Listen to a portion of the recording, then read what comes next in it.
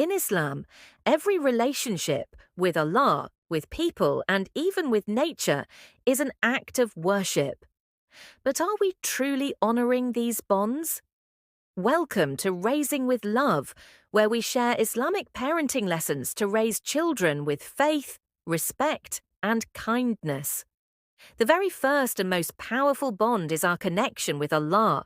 He is Al-Khaliq, the Creator.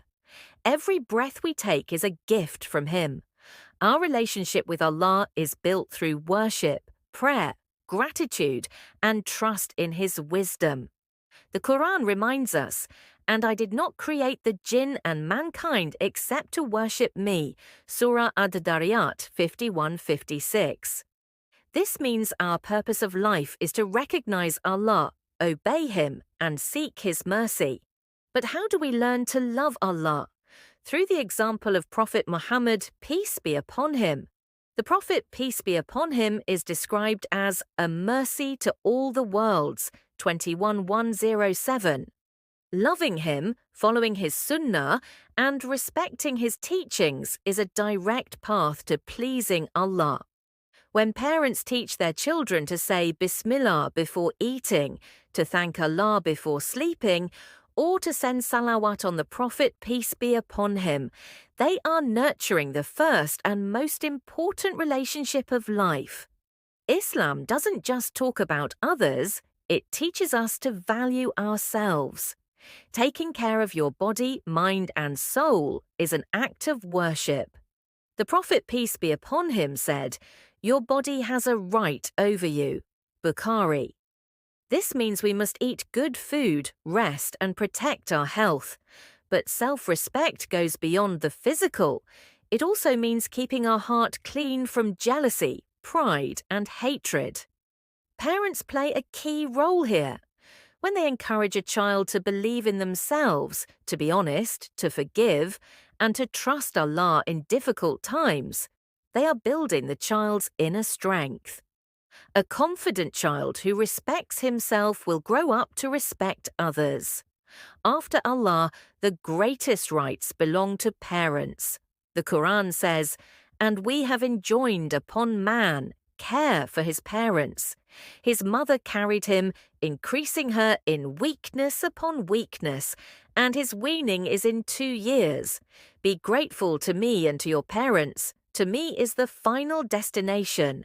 Surah Luqman 31:14. This shows how high parents' status is in Islam. Serving them, speaking kindly, and making dua for them is a path to Jannah. The Prophet, peace be upon him, also said, "Paradise lies beneath the feet of mothers." Nasa'i. Siblings too are blessings. Sometimes we fight with them, but Islam teaches us to maintain love, forgiveness, and unity. When brothers and sisters support one another, families become strong. Parents are the ones who set the example. When a father shows kindness to his own parents, the children learn. When a mother teaches siblings to share toys or to forgive after a fight, she is planting seeds of mercy in their hearts. Beyond parents and siblings, Islam also emphasizes strong ties with extended family, both from the mother's side and the father's side. These include grandparents, uncles, aunts, and cousins.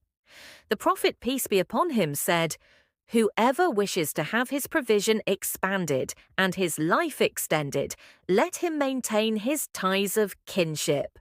Bukhari and Muslim. This means visiting relatives, helping them in need, and keeping contact, even if they live far away, is a source of blessings. Cutting ties with relatives is a major sin in Islam. Parents play a role here too.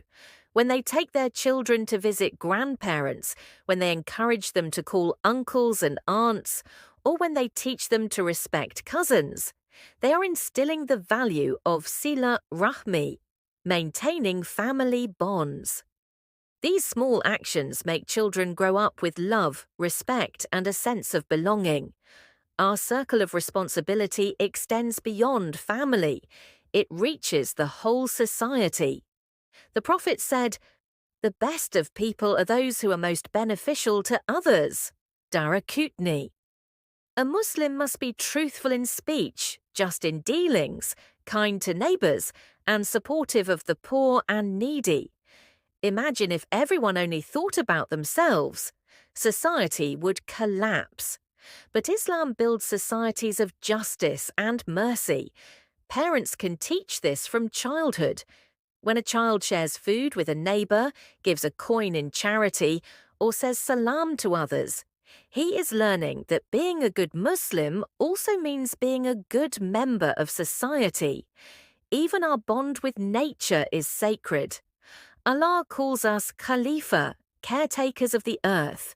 The Prophet said, if a Muslim plants a tree or sows seeds, and then a bird or a person or an animal eats from it, it is regarded as a charity.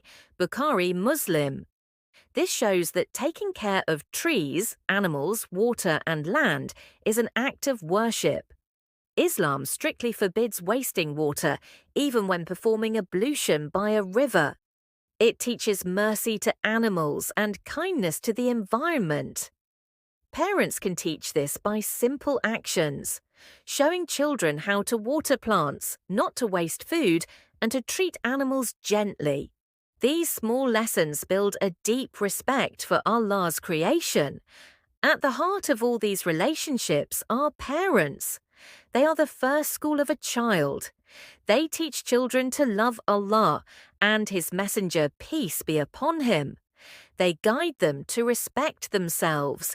They model how to honor parents and love siblings. They encourage ties with relatives.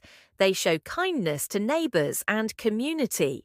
And they inspire children to care for nature. Every value begins at home. When parents live with faith, kindness, and balance, children absorb those lessons for life. In Islam, every relationship with Allah, with ourselves, with family, with relatives, with society, and with nature is a bridge to Allah's mercy. When parents nurture these values, they are not only raising good children, but also shaping a better world. Let's protect these bonds, cherish them, and pass them on to the next generation. Because in the end, relationships are not just connections, they are worship. If you like this video, please like, share, subscribe the channel Raising with Love.